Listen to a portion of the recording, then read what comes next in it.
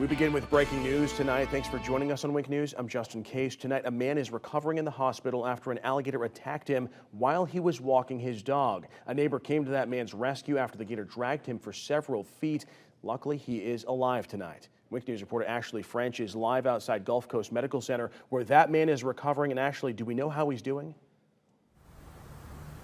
Well, hey there, Justin. Well, I just spoke to Rick Fingerette moments ago on the phone. He said that he is fortunately doing okay after being attacked by an alligator late last night. And he says if it wasn't for his neighbor that intervened, he wouldn't be here today. That neighbor is actually Walter Rudder, who is the man you see on your screen on the left-hand side, who's wearing a teal shirt. But moments before this picture was taken, Rick Fingerette was walking his dogs late last night and told me that an alligator struck him out of nowhere and caught him by the leg. He told me that he hit the gator on the head numerous times to get him to release him, but he wouldn't let go and later clamped onto his leg even harder and began to slowly drag him by the pond. Rick says by the grace of God, he saw his neighbor Walter driving his car and screamed, "Walter, run over him." And Walter did, which led the gator to release Rick and save his life. I spoke to Walter moments ago via Zoom about his heroic action, and here's what he had to say.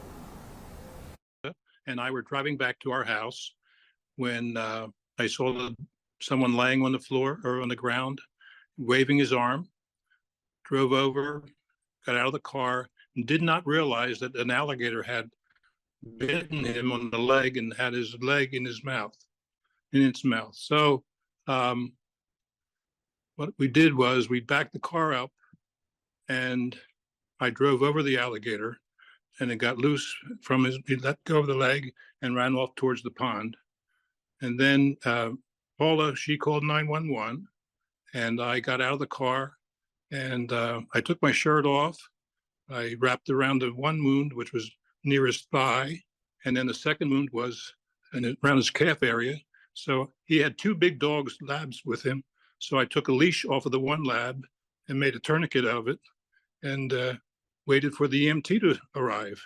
And they finally did arrive, which was great. And they did a wonderful job. And that's what took place.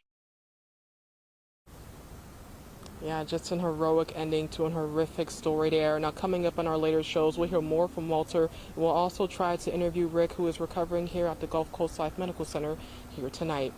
Reporting live in Fort Myers, I'm Ashley French, Wink News. Back to you. All right, Ashley, thank you very much. What an unbelievable story there.